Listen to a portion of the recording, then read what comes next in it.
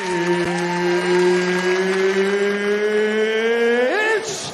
time!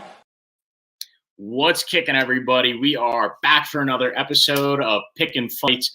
I'm joined, as always, by my consistent collaborator, compadre, and co-host, Tom. Tom, how are you today, bro? I'm loving the C's. It's what is that called? No, not double entendre. What is that? Where you use the same letter over and over and over again. What's it called? Not an onomatopoeia. Yeah, no. Onomatopoeia is when you say like oof or like pow. Okay, whatever. This isn't an English literature show. Exactly. But really love what you're doing, and if it comes to me, I'll inform everybody. But alliteration, great job on the alliteration with the C's. I'm doing great. We had a phenomenal UFC card that just finished last weekend, and we have another great one coming up this weekend. Arman Tsarukyan taking on Mateusz Gamrot. Can't wait to watch that fight. It's a clash of two up-and-coming prospects that have very decorated careers. The only problem I have with it is the fact that it's going to be at the Apex. I mean, we had and we had some of the, I think there was like 7 knockouts on a 13-fight card this past Saturday, and I have to believe that part of that had to come from the fans and the crowd and the energy that brings for the UFC to go and do it at the Apex. I think that's missing a little bit something in terms of the product, but I can't say I don't understand it because I think they were talking about bringing in just under or just over a $2 million gate, and then you have to add in all of the expenses that it takes to put on a show of that caliber. Well, let me tell you this: they have $5,000 tickets at the Apex, and I think they invite maybe 200, 300, 400 people. Either way, whatever the math is for that to equate to $2 million with much less of the expenses. I understand where Dana's coming from in terms of a business and a fiscal perspective. What do you think? Oh, I absolutely have to agree. Those were, I don't know. Did you study business in college? We know you didn't study English. Did you study business, Tom? Technically, my degree says economics. Okay, well, you clearly have an understanding of how money works. So, yeah, I have to agree with all that. And actually, that point about the fans being in the stadium at UFC Austin this past weekend, the flip side of it, no fans being in the Apex, is actually going to slightly factor into why I'm picking what I'm picking for the main event. So a little bit, of a tease as to what's to come later on in the episode. But, we'll kick this off as we always do by asking you to please subscribe, like the video, follow us on Twitter, Instagram, all that good stuff, and leave us comments all over the place. If you like our picks, you can tweet at us. If you like, what we said on this video, you can leave a comment down below, or you can comment on our Instagram. But make sure you're following us on everything, and we really appreciate all the continued support from, the people that guest with us and the people that talk about us on Twitter all positively. So, thank you. Your support means so much to us. So now we'll actually kick it off like we always do with our prelim locks. And I have one that I'm definitely taking as a 100% lock. There is only one women's fight on this card. And, we know, Tom, this is a point that you brought up in the past, and it's something that we stuck pretty true to. Women's fights, especially stylistically like this one, are almost bound to go to a decision. The one women's fight on this card is Jinyu Frey versus Vanessa Demopoulos. Both of these women are, decision machines, so to speak. Lots of their fights, end after 15 minutes. They go the distance quite a bit. So I'm taking Jinyu Frey versus Vanessa Demopoulos to go the distance. I feel very good about that pick. Secondly, I have one that may be a fan bias pick. It might be because he's a bit of an underdog. And, if you watched last week, you know that I took a lot of underdogs. I'm really feeling the underdogs right now. But I like Brian Boom Boom Kelleher. I'm a big fan of the guy. I know not many people are. He kind of looks like a character in prison that would recruit you to a white nationalist gang or something. But he is one of the more entertaining, lower to mid-tier fighters, in my opinion. And, being that he's a plus 135 dog, I like the pick. And when Brian Kelleher fights bigger guys with longer reaches, he tends to get scrappier. I mean, he's already a gritty guy. Don't let the loss to Umar Nurmagomedov, who we're going to speak about later, fool you, because he is a Nurmagomedov, and tough to beat those guys. But when he fights guys with longer reaches, he closes the distance a lot faster, and he lands really solid takedowns because he knows that if he tries to stand with a guy that has a long reach advantage and can snap jabs off easily, he has to take him to the ground because he's serviceable on the ground. Take the fight against Kevin Kroom, for example. Kevin Kroom was getting a little crazy on his feet, landing some shots on Brian Kelleher. Brian Kelleher closed the distance and then took Kevin Kroom down later in the fight, eked out a really nice decision. And then, you look at Mario Batista.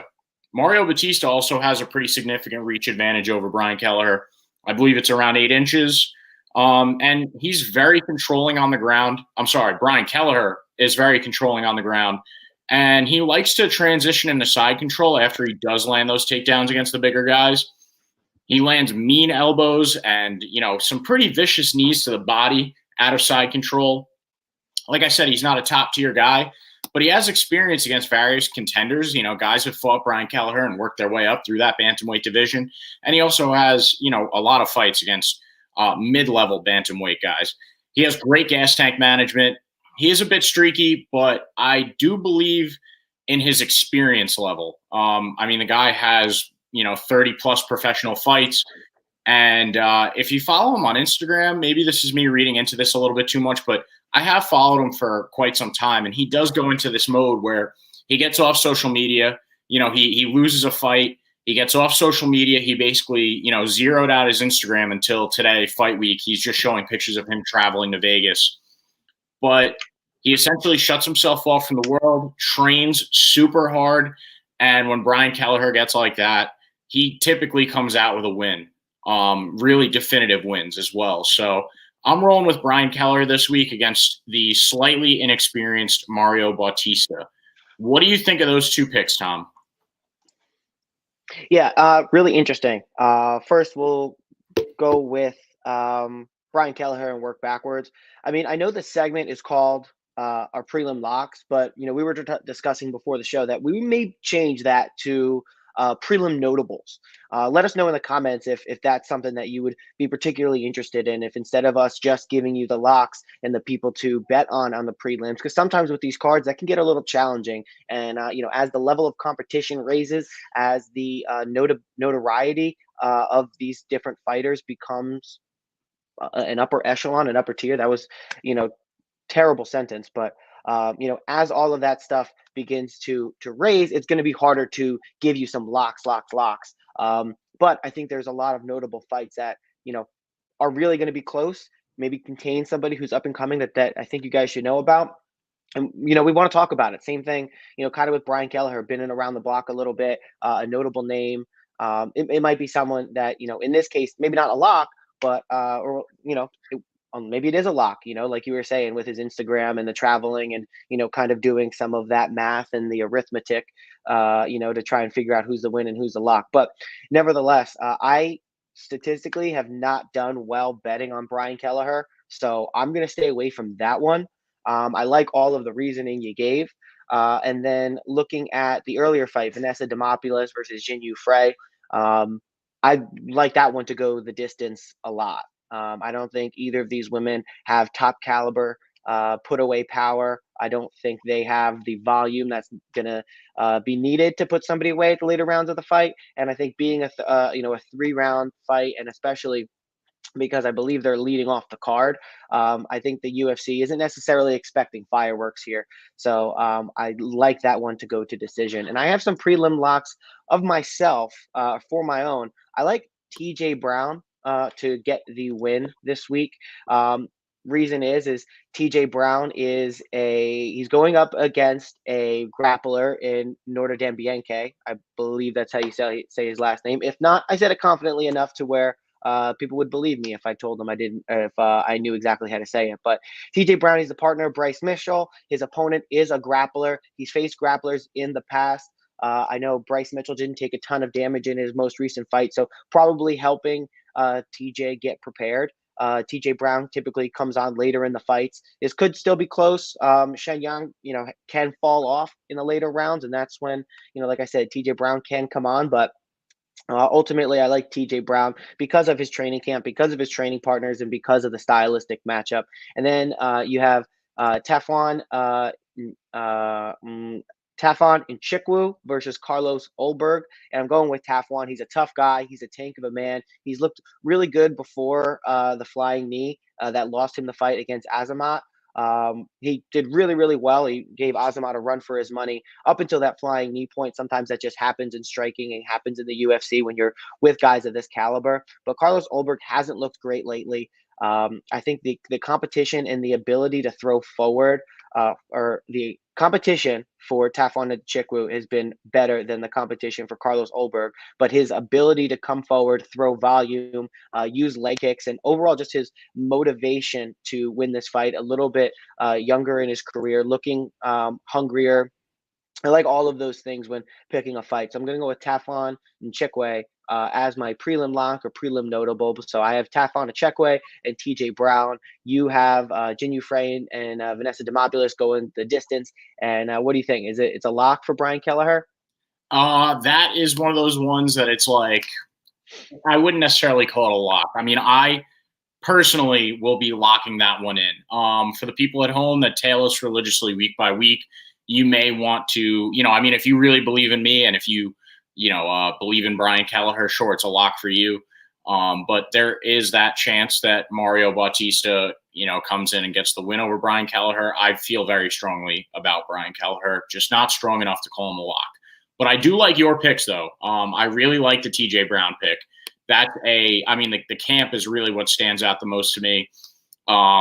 Bryce Mitchell, they showed a bit of the gym that he trains at when he was fighting Edson Barboza, when he was on Embedded. And it looks just, like an incredible small town gym where it's actually high level fighters that they're producing, and they all train together. And and unfazed, from Edson Barboza, Bryce Mitchell going in there to help TJ Brown. I mean, that speaks volumes. I think the grappling is, it's going to be one of TJ Brown's strong suits in this one. And then, so I'll be tailing you there. But Tafon and Nchikwu, I don't feel as strongly about him, simply because, when it comes to these big light heavyweights, and a guy like Carlos Olberg, he does have the ability to, get in there and potentially just land one shot that ends the fight.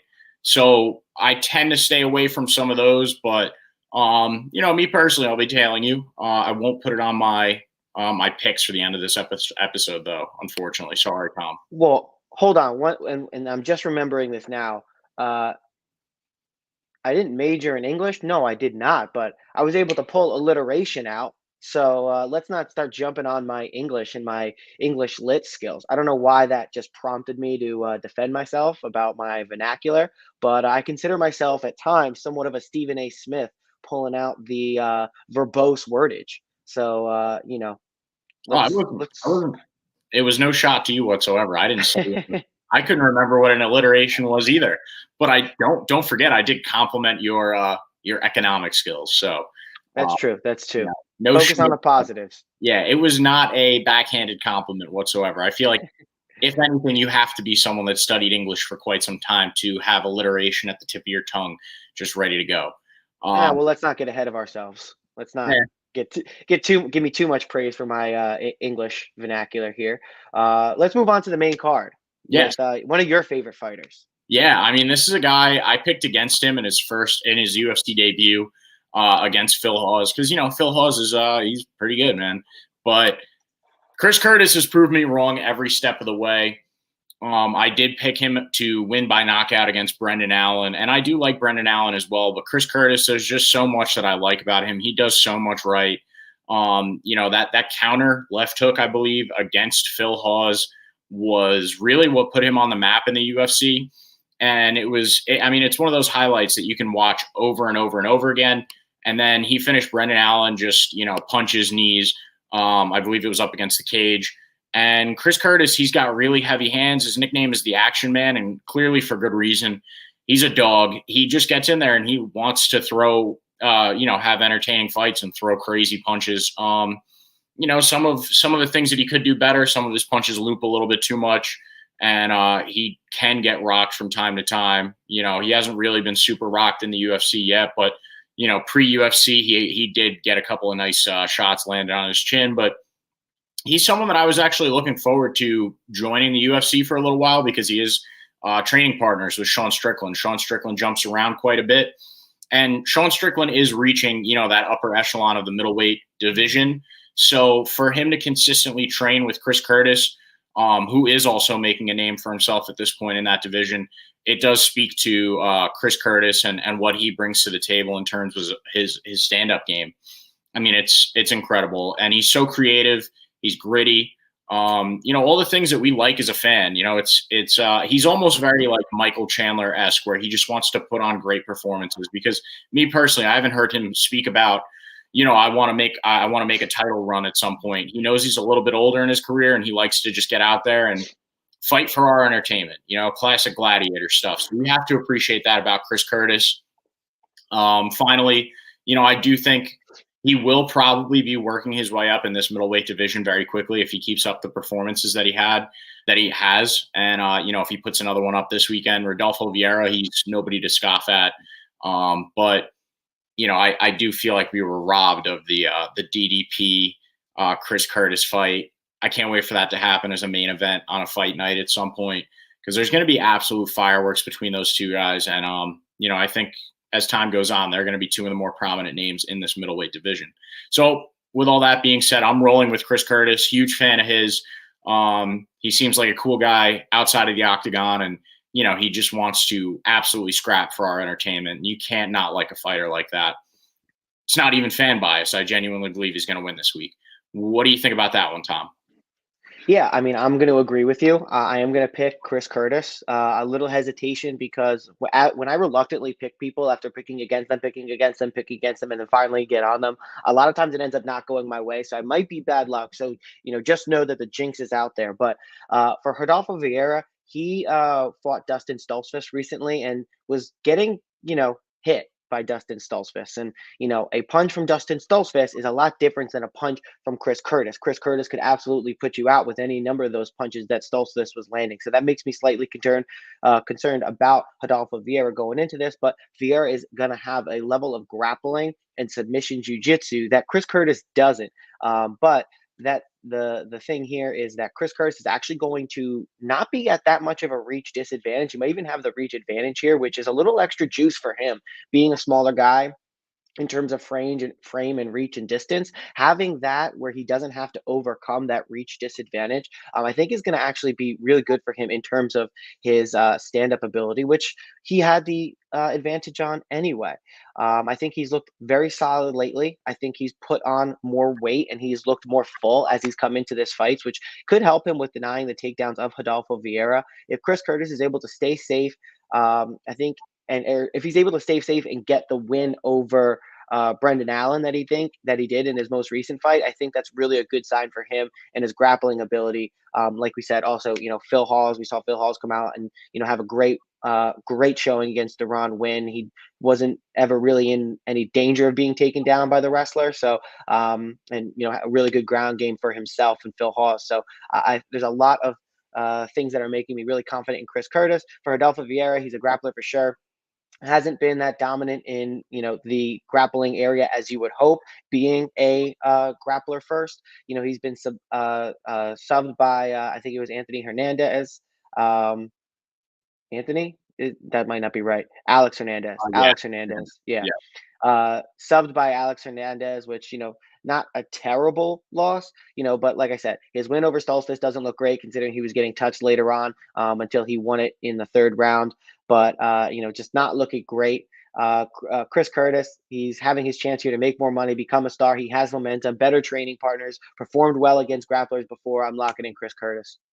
Great. I love the pick. And I like the line here too, at minus 155. Chris Curtis is a high value pick because me personally, I think he's going to get it done by way of knockout. He's starting to build himself up into a little bit of a knockout artist in the UFC. And, if I had to guess, that line is probably going to be like plus 175-ish, when you pick a method like that. So, yeah, really like the Chris Curtis pick, and I'm leaning towards him to win by a very nice knockout. So next up, we've got Umar Nurmagomedov versus Nate Maness. I mean, just looking at the lines, you can tell which way Vegas is leaning. Umar Nurmagomedov is a minus 800 favorite as opposed to Nate's plus 550. And when you carry around that name Nurmagomedov, there's a little bit of a legacy there. I'm not sure. I mean, because there's so many of these brothers of Habib coming out of Dagestan, and yeah, they have the same last name, but then who knows? I don't really think there's that many last names to go around in Dagestan. There's so many guys with the same last name. But yeah, Umar, very similar style to Habib. We saw what he did against Brian Kelleher. I think it was UFC 272. A little bit of a quick turnaround for both of those guys, Brian Kelleher and Umar Nurmagomedov. But Umar is that dude. He's, probably even more so than Islam. I think he's got a more similar style to Habib. In terms of just that smothering wrestling, not incredible on his feet, but I think he is better at striking than Habib was as well. So it's really obvious why he's a minus 800 favorite. I don't think there's any money to be made on this fight, but you have to take Umar. So what do you think? Yeah, I'm right there with you. You have to take someone with the last name Nurmagomedov, especially when you've similar to our last video. If you've done the work to be able to say Nurmagomedov, you really want to be able to use that as much as possible. And as someone who takes pride in my pronunciation of these Dagestani last names, Umar, of course, as soon as I say I take pride in saying it, I can't get it out. Umar Nurmagomedov, I think, is definitely going to get the win here. I mean, he has the pedigree in grappling. He's not as good as Khabib, like you said, brother, cousin, not sure. But not as good in the grappling area, but he's a Dagestani, so he's always going to be, probably at least one, grade above his competition when it comes to there. But something that he is far better than his brother, cousin Khabib at is striking, and he's very adept with his legs. Throws really wild kicks, throws spinning kicks. I don't think he's ever.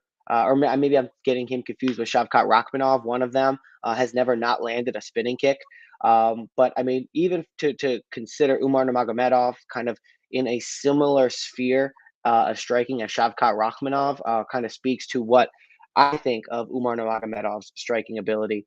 He's a top of the food chain guy, very good everywhere. Maness is good too. Nate Maness, don't get me wrong, is not a bad fighter, and he's a quality fighter inside of the UFC. But the caliber of competition just doesn't compare with people that Umar has been fighting. And the more impressive feat is not just who each of them have been fighting, but it's the way they've been getting it done. Nate Maness definitely grinding to some decisions and having to really work to get those wins, whereas Umar Nurmagomedov is going in there and making it easy, making it look like he's been there before, and winning with just total competency. So not very decisive wins for Nate Maness, especially over Tony Gravely. And Umar just wins very convincingly. Maness can be good on the ground after winning on the feet, but I just don't see him outstriking Umar, and definitely not beating him in the clinching or the grappling area. I think it's a good fight. Maness may be able to stuff some takedowns early, but I think Umar is just going to ultimately be too much. So Umar Nurmagomedov, I saw it like minus 700, minus 650 on Sunday. Now on Monday, you're saying it's minus 8.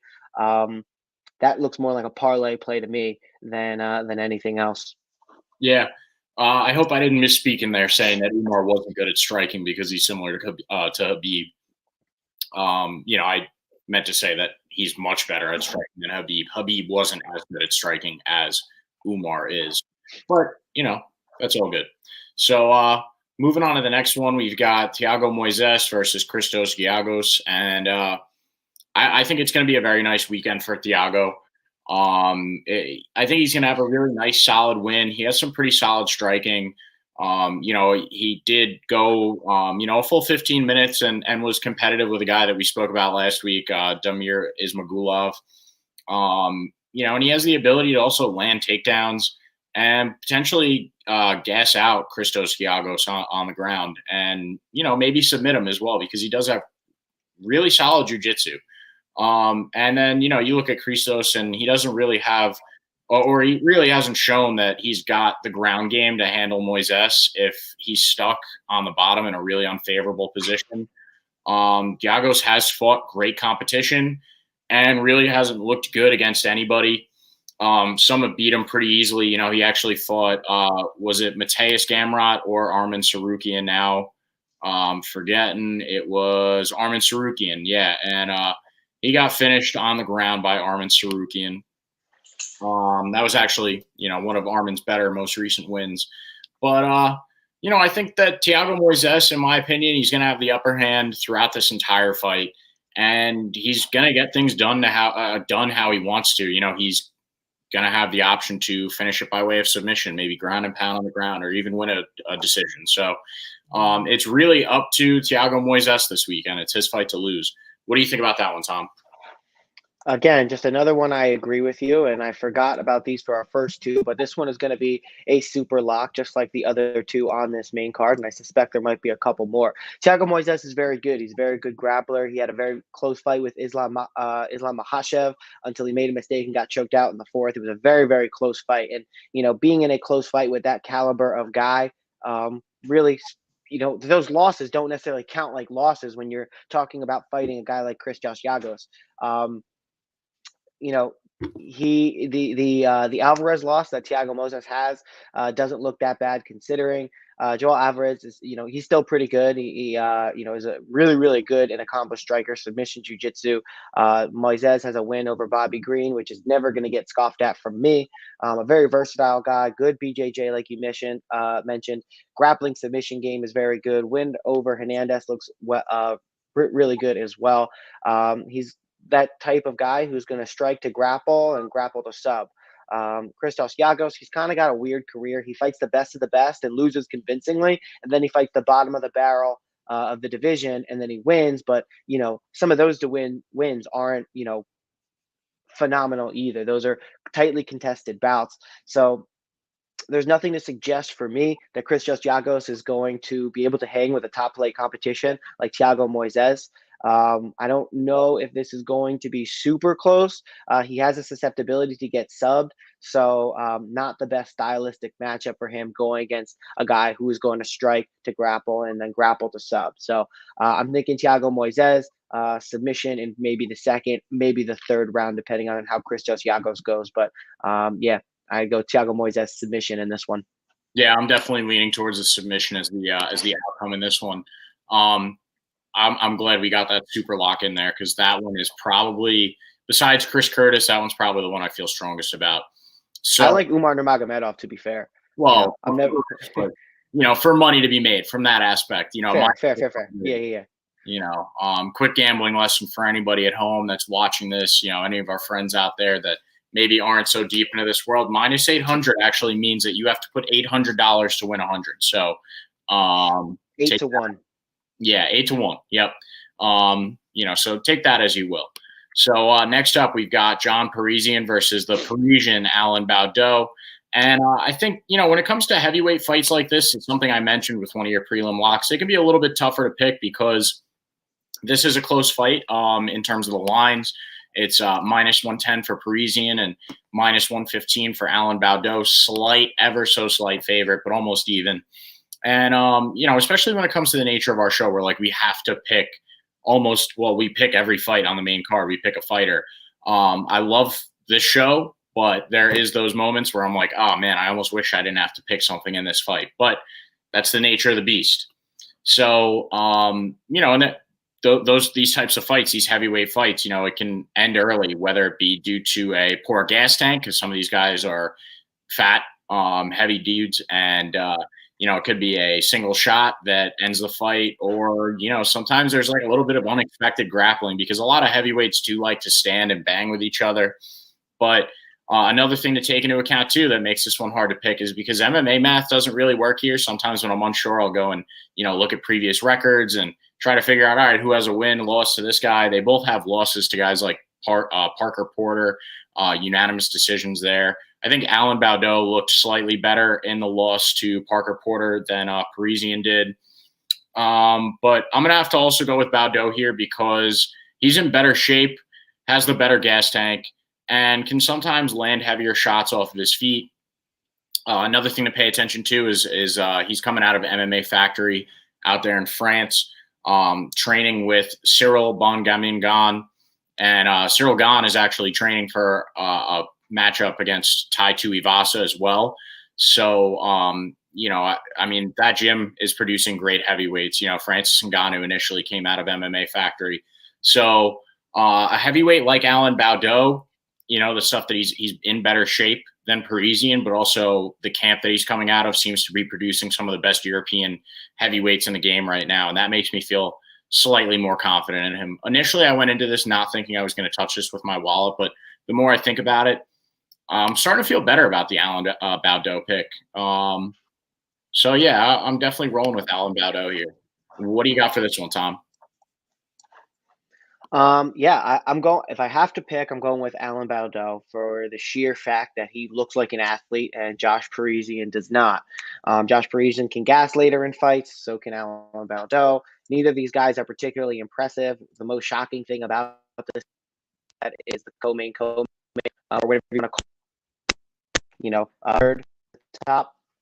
Not sure why it's that high, but at the end of the day, Parisian's a heavyweight that doesn't come off looking too in shape. He has bad conditioning, highlighted being KO'd in the third round by Dontel Mays in his last fight. He lost to Parker Porter. He had a very close decision win over Rick Martinez.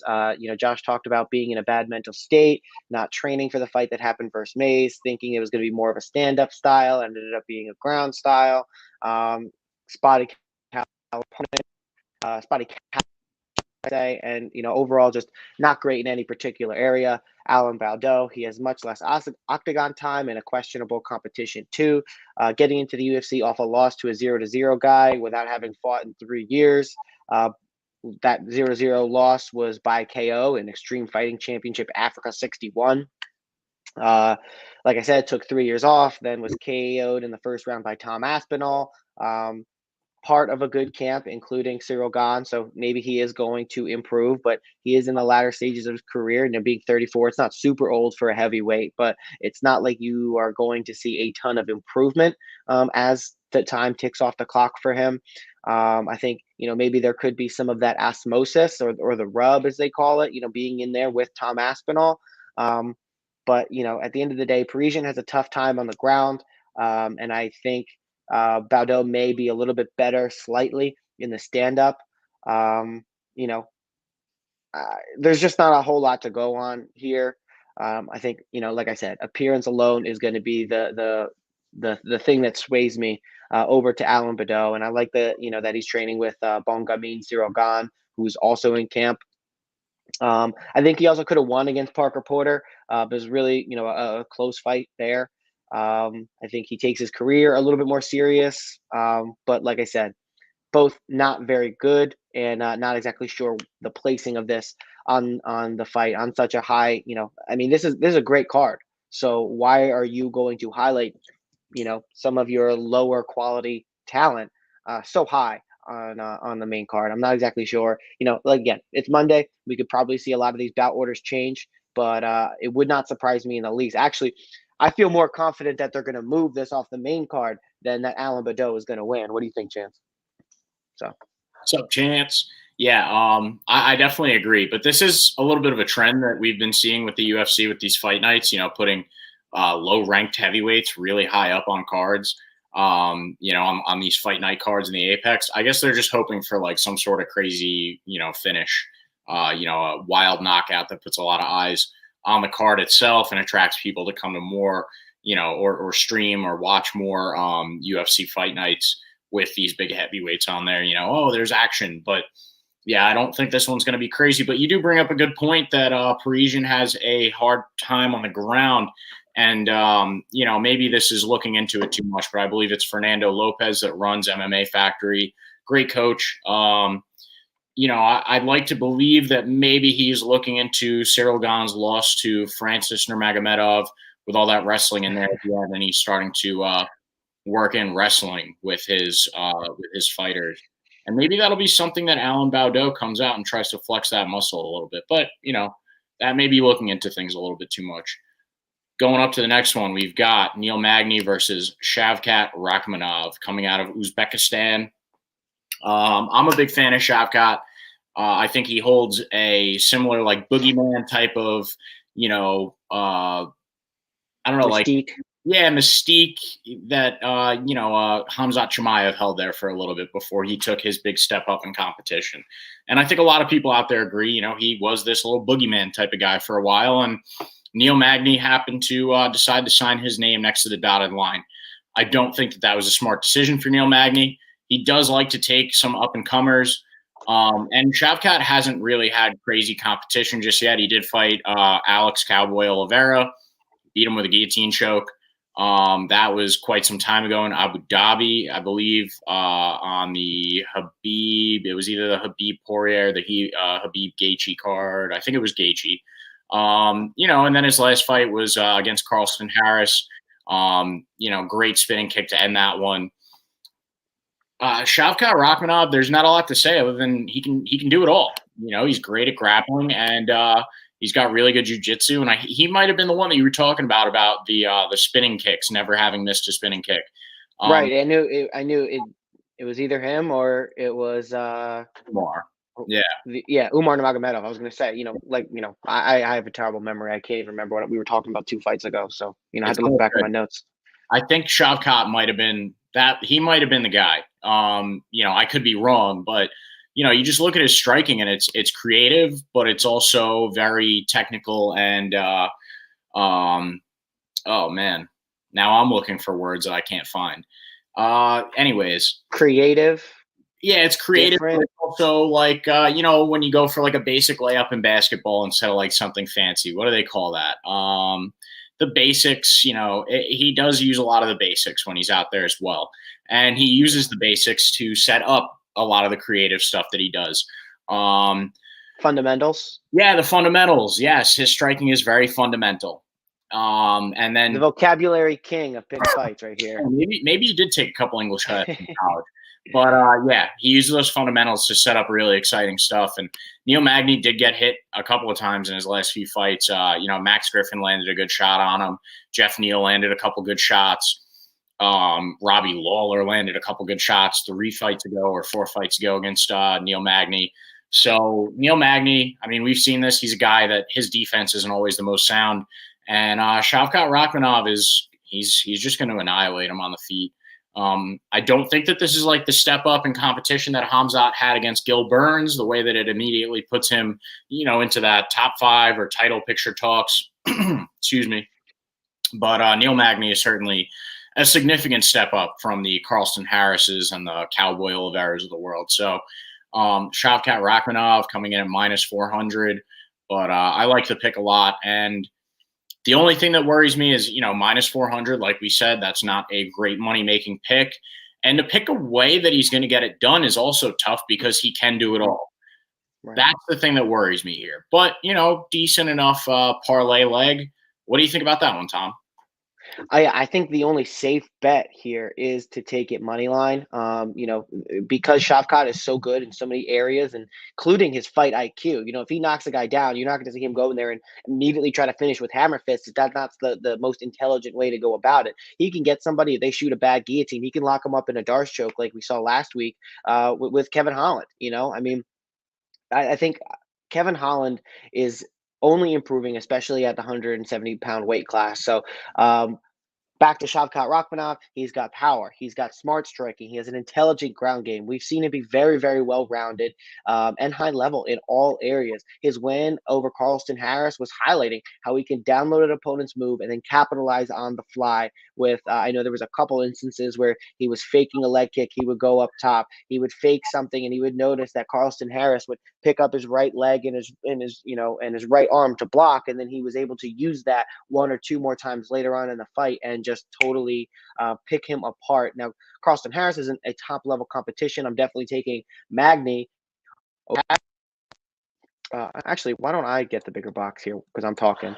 I'm taking him in that fake matchup, but I still think Neil Magny isn't going to have a lot to put on display for Shavkat Rakhmonov. That's going to have a lot of issues for him. Magny, he's been around. He is a decision machine.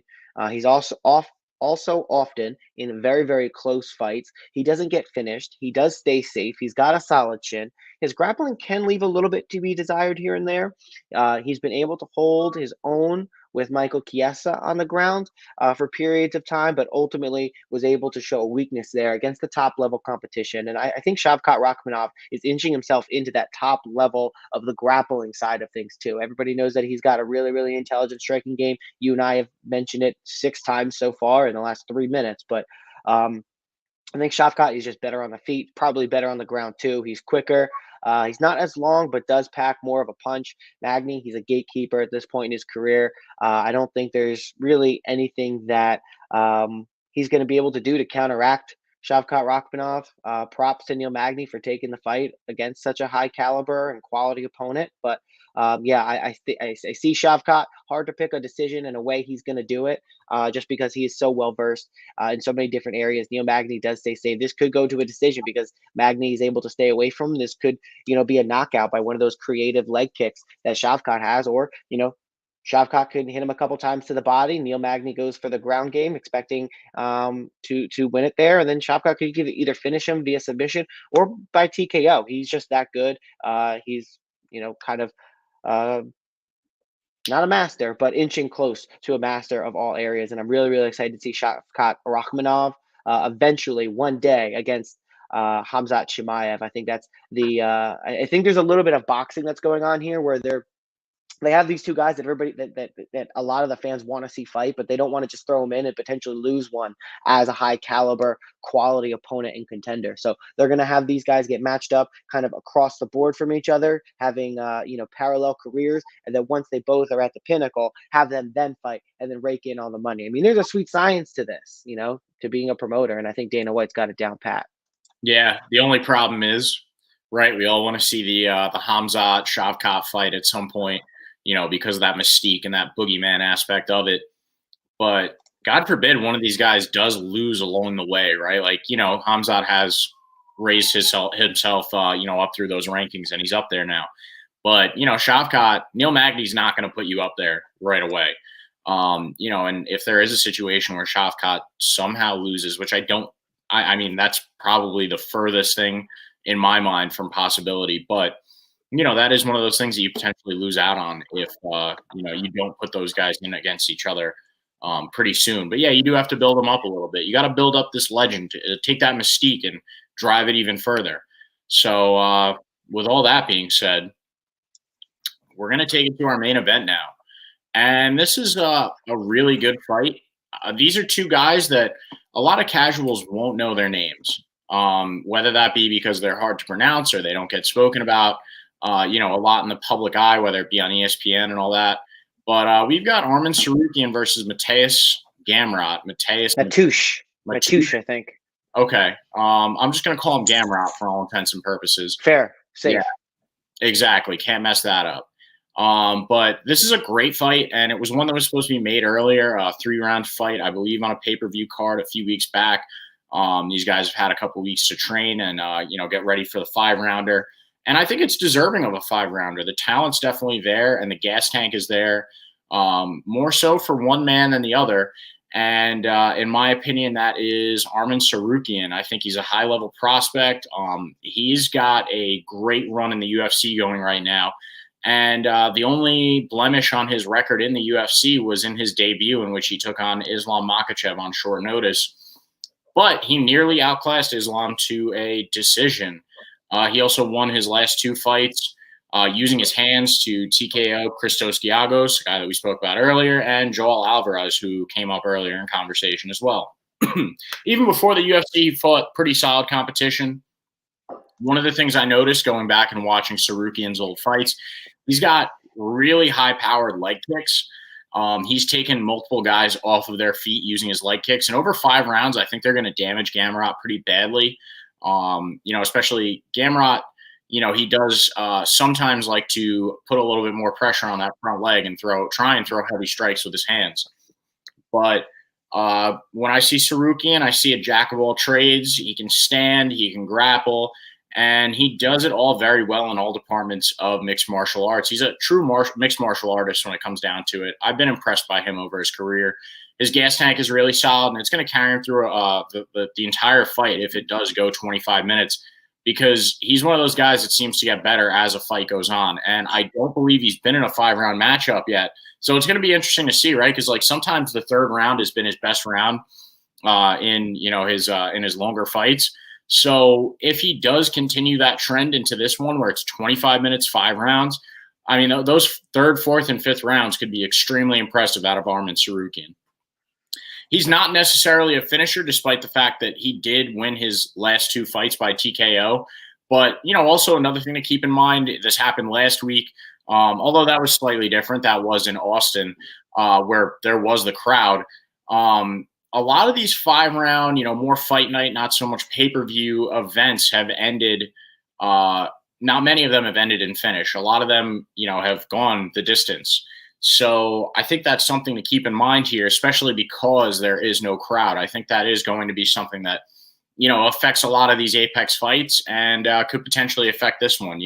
When it goes 5 rounds and these fighters are depending on their corner, not depending on them, but taking advice from their corner, listening to what they have to say, and there's no crowd in the building, it just makes the fight that much better for the fighters. They're listening to advice, and for the most part, we have seen some dummies that don't listen to what their corner is telling them.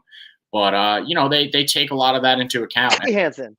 Yeah, Kay Hansen. That's a great example. But also, speaking of Kay Hansen, she's gone crazy. Yeah. Or not crazy, depending on your opinion of sex tapes. Yeah. Quick side note on that, because not everybody saw it. That was a hot topic on MMA Twitter since Kay Hansen just came up.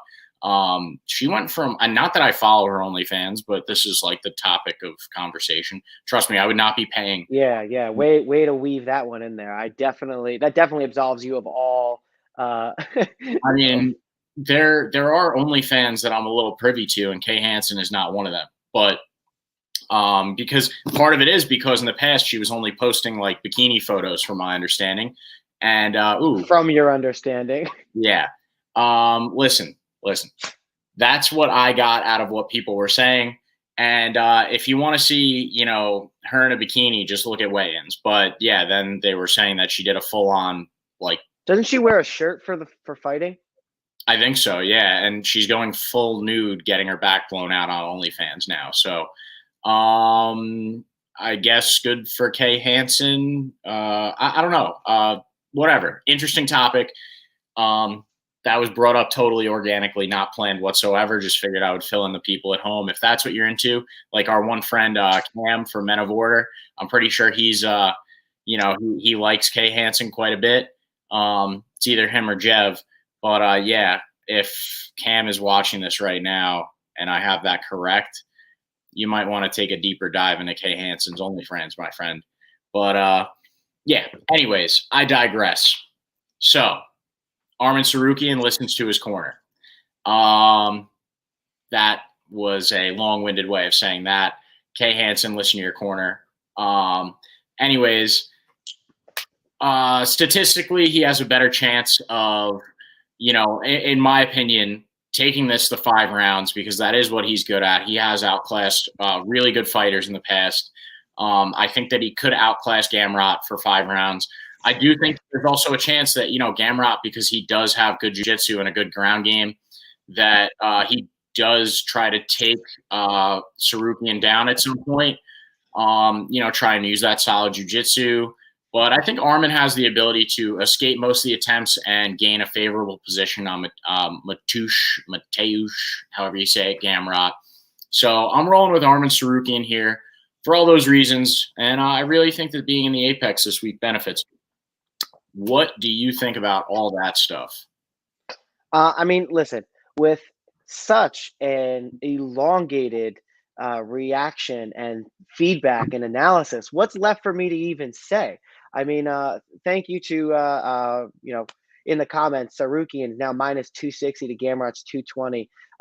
Thank you so much for letting us know in Fuego. But yeah, at the end of the day, I'm taking Arman Tsarukyan for anything, less than minus 350. I think he is a certified lock here. And of course, I hope this doesn't bite me in the ass, but Arman he's listen, don't get me wrong. Mateusz Gamrot is a really, really good prospect. Arman Tsarukyan is just better than him in basically every area. And I don't need to look any further than the first 2 rounds of the Islam fight, where he defended very, very well, was, really the first guy to take Islam down. Strong grappling and ground and pound. He's developing his striking. Arman Tsarukyan, I think, is the truth. And we're going to see a lot of him, and especially after he finishes Mateusz Gamrot, or maybe he doesn't finish Mateusz Gamrot, but after he at least closes this one out with the W. Gamrot, he's good at grappling too.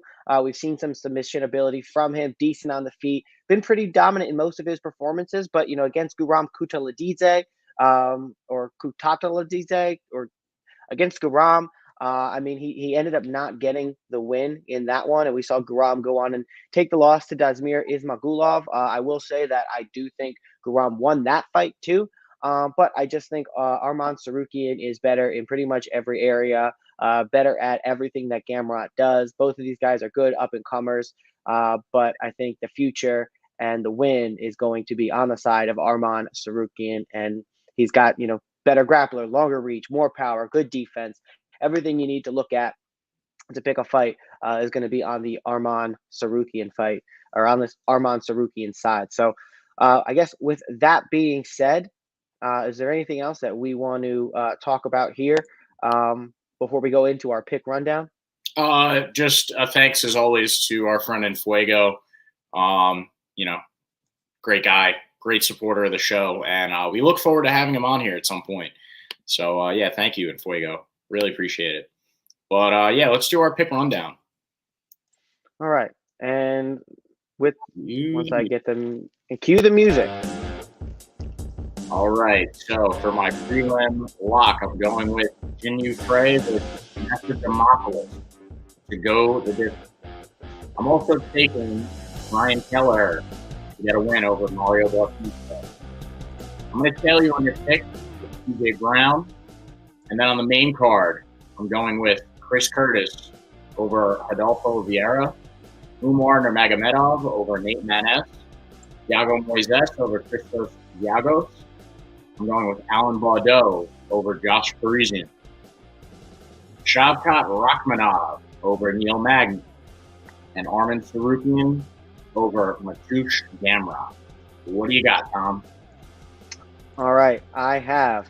Going to tell you on that women's fight, it's my rule after all. Majority of women's fights go to decision, and that's a betting line or a betting pick that I'm going to stay with. So I'm going with Jinyu Frey and Demopoulos going to decision. I'm staying away from Batista and Boom Boom Kelleher. I do like Cody Durden. JP buys just another L after his wife leaving him for Roman Dolidze, and Roman Dolidze getting a knockout last week or over Kyle Dawkins. So unfortunately, another L for JP Bays. Sorry. Somebody make sure they spend the night with him so he's not lonely. Taking TJ Brown. I like Tafon Nchikwe. I like Chris Curtis over Adolfo Vieira. Umar Nurmagomedov getting the win over Nate Maness. The Nurmagomedov last name, as far as I know, pretty much undefeated. Thiago Moises against really Christos Giagos.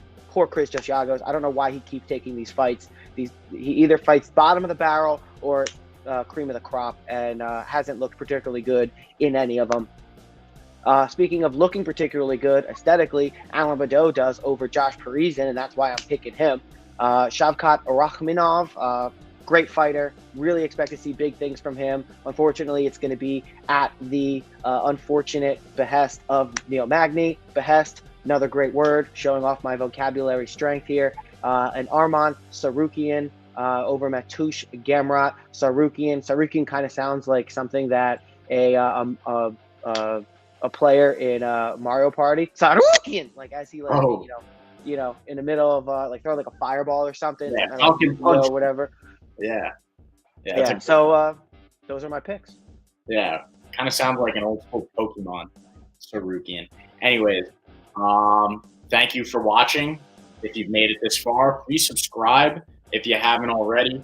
Give this video a like if you liked it, and comment down below. Follow Fuego's example. He's commenting as CWU. Follow his example and show us some love in the comments. Follow our social media handles. They were underneath our handsome faces underneath for the entire video. And follow at _Pickin winners on Instagram and Twitter. Thank you for being here, Tom. Always appreciate you taking the time out to be here.